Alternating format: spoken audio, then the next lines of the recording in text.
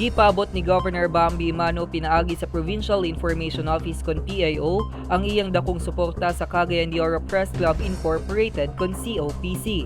Ning selebrasyon sa ika-40 nga Press Freedom Week, sugod Mayo 23 nga to 28, 2022, ubos sa tema nga ang prensa sa bag-ong kagamhanan. Adlang Lunes, Mayo 23, midalikyat ang mga personahe sa PIO sa buhatan sa COPC aron ipaabot ang pinansyal nga suporta sa amahan sa lalawigan. Alang sa ipahigayon nga mini symposium program, gikan Mayo 22 nga to 27 sa 1:30 ngadto 4:30 ang takna sa kahaponon. Di na dunay mga imbitadong resource speakers gikan sa mga national government agencies aron hisgutan ang tahas ug responsibilidad sa ilang buhatan. Ingon man ang mga isyu nga nalambigit ang ilang opisina.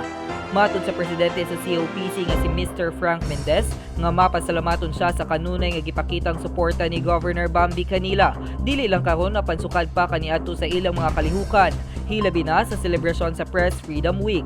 Nga panahon aron ipaabot sa katawhan ang kamahinungdanon sa prensa sa katilingban. Ning kasamtangan na dunay kapingatos ka miyembro ang COPC gikan sa lain-laing local media outlets sa Dakbayan.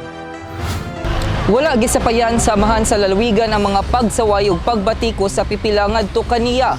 Hinuon iyang girespeto ang ilang kagawasan nga makapadayag sa kahanginan. Gumikan kay sayod kini nga bililhon sila sa pagpalambo sa katilingban. Hilabi na nga sila ang gitahasan nga mopanalipod sa interes sa katawhan ug mopaabot sa mga dagkong kalambuan.